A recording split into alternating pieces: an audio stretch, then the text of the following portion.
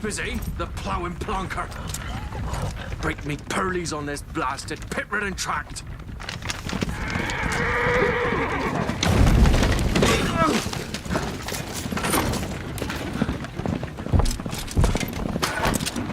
Where's Fear not to Iroh? Aye, the devil's after it! It's running from!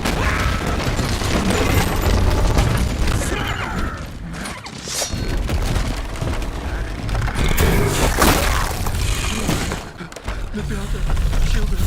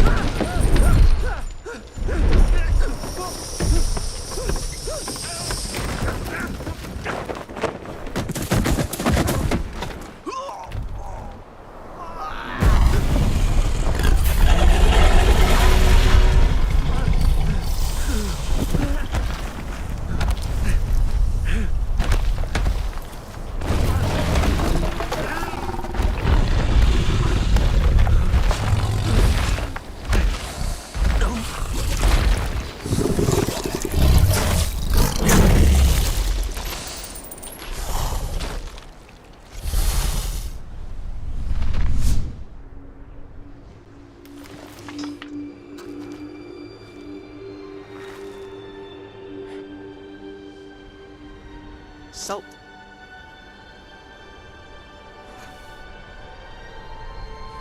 Almost had me fooled, Fruin.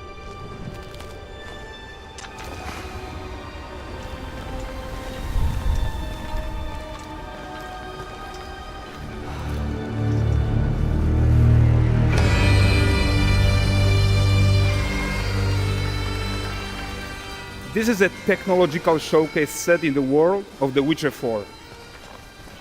What you just saw, and are going to see now, is running on a standard PlayStation 5 at 60 FPS with ray tracing. So in the game, you'll be playing as Ciri, a professional monster slayer, a witcher. She explores the world and hunts down monsters for coin. The region we are in is called Kovir, and you'll get to explore it in the game. Right now, Ciri is investigating a monster, and after gathering new clues, she is heading back to a nearby village.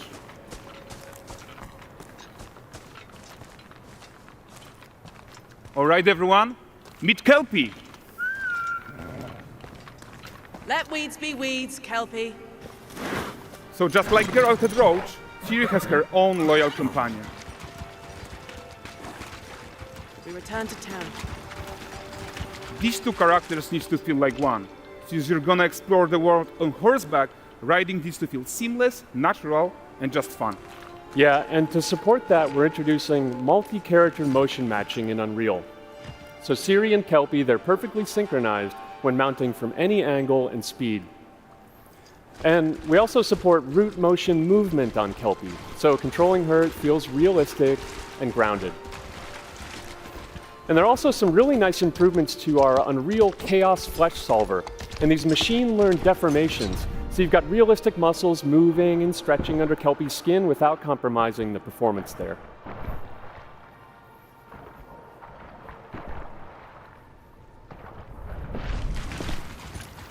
So let's leave Ciri behind for a second and talk about the world itself. So much of the Witcher world is natural, organic, especially Kovir with its dense forest and wild nature. Yeah, and wild nature is hard. And with nanite geometry, we've freed artists from so many of their old constraints. But we don't want to rest until everything we do in Unreal has that same spirit of freedom. There's always more work to do. And foliage is a huge piece of that puzzle. So we are excited to introduce nanite foliage. And in order to achieve gorgeous foliage density everywhere, while still being memory efficient, fast to render, we believe that a new idea was needed. So instead of the same card approach we've been using for the past 20 years, artists should be free to take a nanite approach to foliage, modeling every single leaf and pine needle. And the old LOD tricks of the past, they needed a complete rethink. And in their place, it's a new adaptive voxel representation in nanite. It's volumetric, it's fully 3D, it is super fast to render. And these dense clusters of triangles turn into these cubes, which at a distance, they're no larger than a pixel, and they react to the changing light of our dynamic sun and our shadows, and they allow artists to render whatever amount of foliage is needed to achieve their vision without compromise. And no compromise means how ambitious we are when it comes to bringing our vision to life with incredible visuals. But more than that, together with Epic, we created faster way to load the world. We can now bring in more content more quickly for the smoothest possible experience as we fly down to catch up with Siri.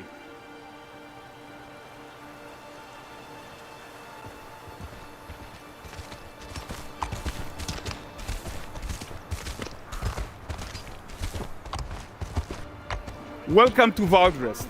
So Valdrest is a port town, a hub for fishing, trade and mining. It's one of those places where you can meet shady characters or overhear gossip from other lands. It's also where Ciri took on her current contract. High-tech, let's leave Kelpie here and explore the marketplace and food. I'm so excited we can finally show you some of this stuff. Let's see what Valdrest has to offer. Not her again. Not even at the Land Exeter Fair! Now, 9 gazes while I present him with a fish.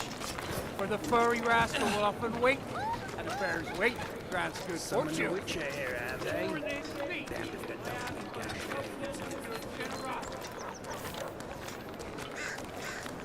Pardon. Guys, notice how responsive the world is. Character actions directly affect what happens around you, sometimes even setting off chain reactions. Everything is working together.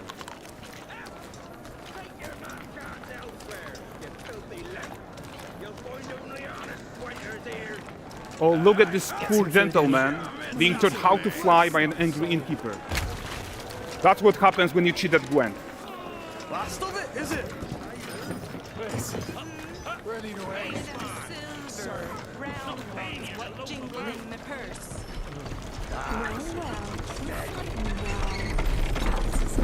Okay, so this is the guy who gave the series quest his own. Like you probably suspect, he has his own agenda in all of this. You off your tits again, Wilfred. Get your ass up.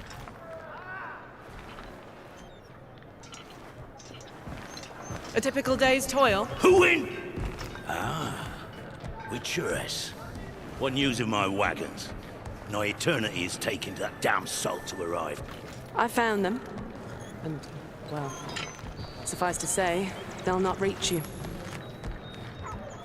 As for the salt, I found not one speck.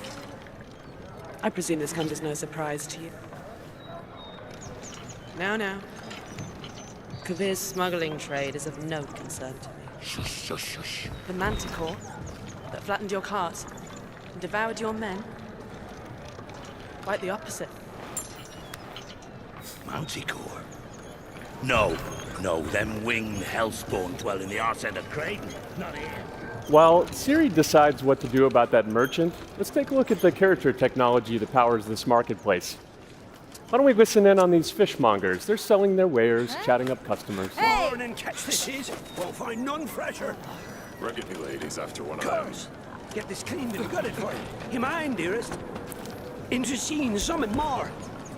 Got mackerel cod, all Brexit's finest. And there is tons of tech at play here, even in this simple market stall. Metahuman tools, improved Unreal smart objects, chaos cloth, and more. Yeah, and all of this exists to make sure that the gap in quality between Ciri and NPCs is as small as possible. Yeah, and closing that gap, it's not just about fidelity, right, but also authenticity. They should react to changes in the world around them. But the prisoner in Pillory isn't exciting enough for Valdrest. Let's grab everyone's attention with a circus.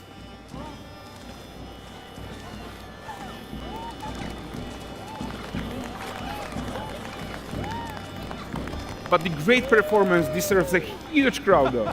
Let's crank it up.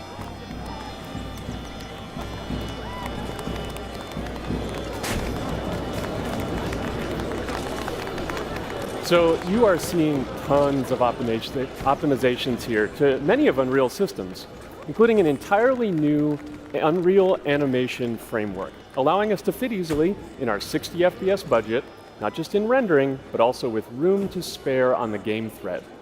Over 300 animated skeletal mesh agents all going about their business.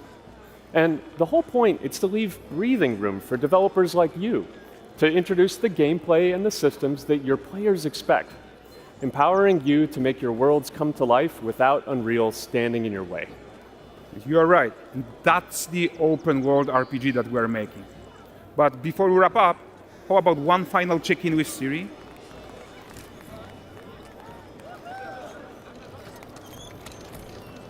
We are making this game to be the most immersive and ambitious open world Witcher game ever. And we are making this a reality thanks to our work on Unreal with the team at Epic. I think what we are doing together is going to bring in a new generation of open world RPGs, and I'm so proud of what we accomplished so far. We are too. So we're almost done, but before we go, here's a small gift for all Witcher fans. A first look at Lanexeter.